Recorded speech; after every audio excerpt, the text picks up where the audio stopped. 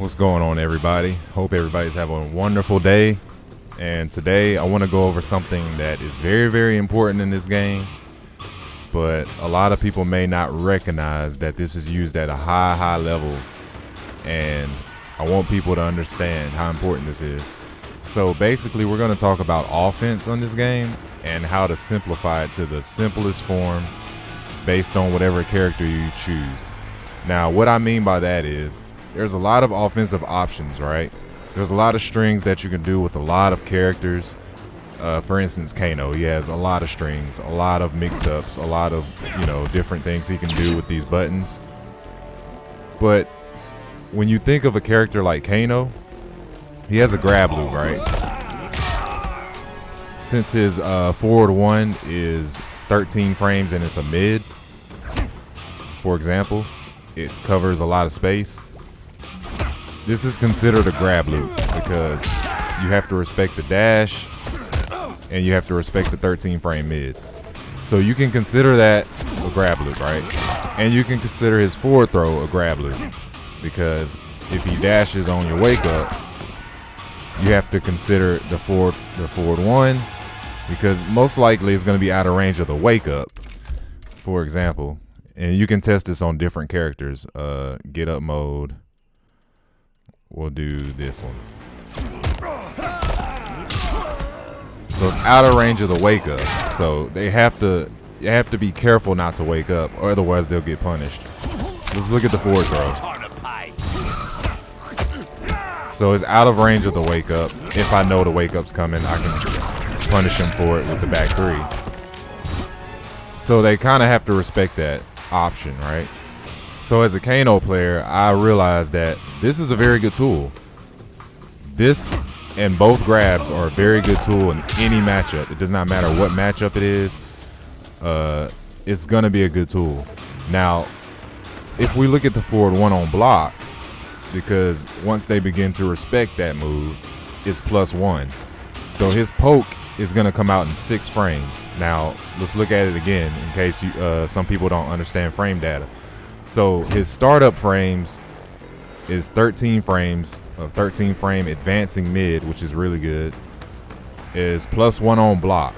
So that means it's going to take 1 extra frame of recovery for the opponent to go back into neutral than it takes for me to be able to do my attack.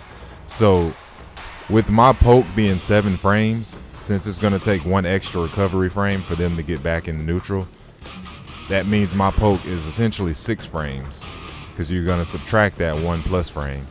So again, forward one being +1 means this comes out in 6 frames. Now, not a lot of characters have 6 frame moves.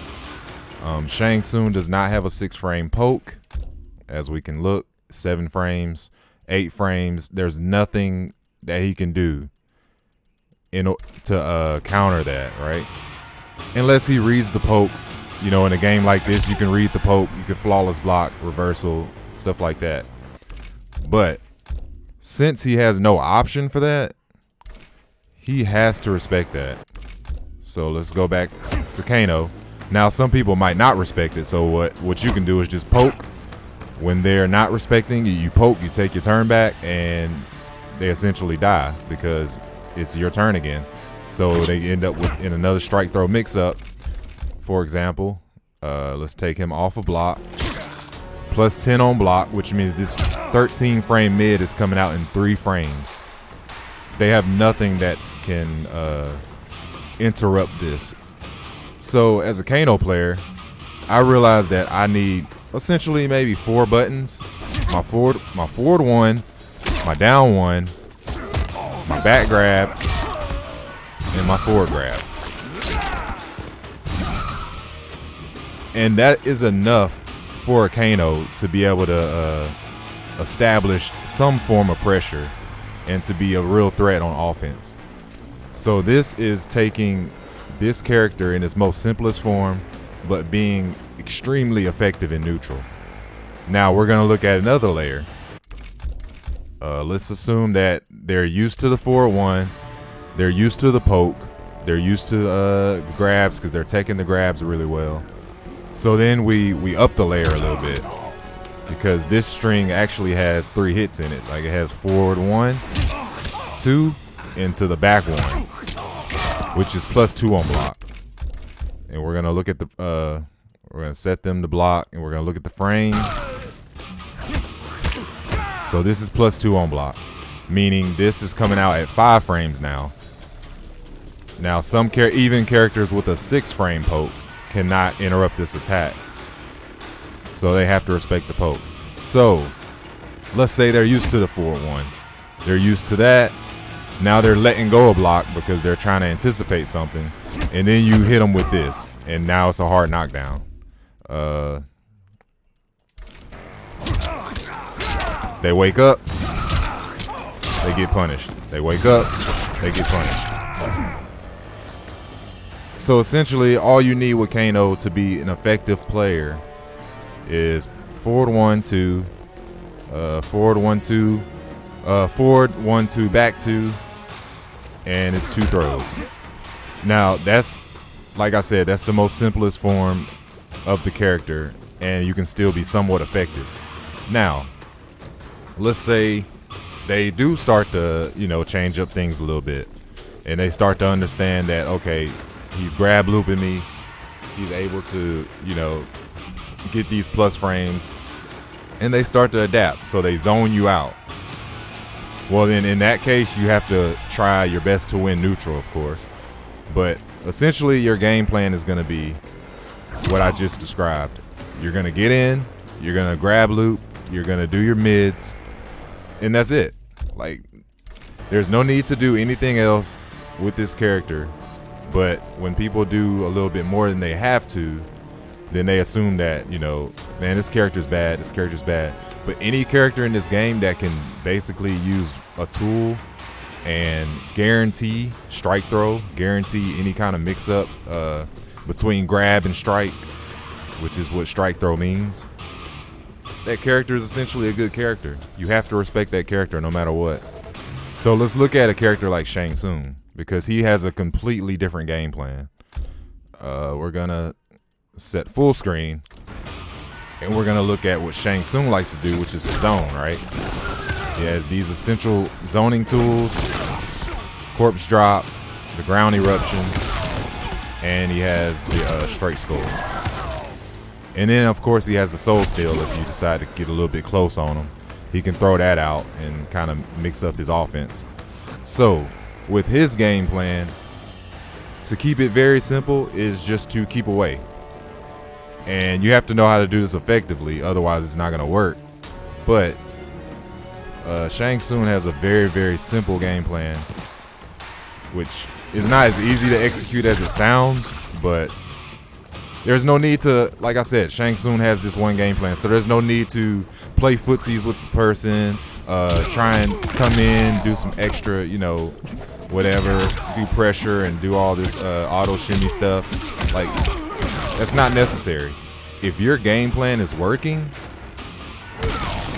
then that's what you do. You have to understand the character. You have to understand what that character wants to do in neutral, and you have to commit to that until somebody makes you not, until somebody stops you from doing that.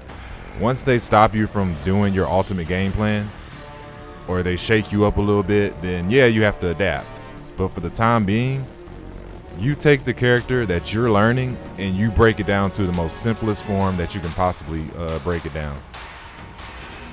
Like, even with Shang Tsung, if I have to play a character close up because I can't zone them, well, then I'm gonna stick to what works, which is the auto shimmy, the throws. I'm gonna stick to the 10 frame low. Cash out on some damage. Whatever works. You just have to find the easiest way to play each character. Because there's one thing that a lot of people make a mistake in doing, including myself at times. Like, I really do have this issue because I like to swag. I like to do a lot of pointless shit. So the one thing that people make mistakes of doing is they'll look through this move list. They'll find one string. They'll just find something that nobody else does, and they'll just say, you know what? Like, for example, let's look at this string. And you just say, man, I gotta use that string, right? I just have to use this string because nobody else uses it. And then you get in the game and you do this, and it literally does nothing for you. Like there's no reason to use that string. The startup is slow, it's a high, like it doesn't give you any kind of like benefit. But yeah, that's essentially what I'm trying to get through in this video. I just want people to be able to take their character, understand that the simplest form of the character is what's most effective most of the time, and just continue labbing, guys. I appreciate y'all for watching this video. If you have any questions, please let me know in the comments. Leave a like or subscribe if you haven't already, and I'll see y'all in the next video.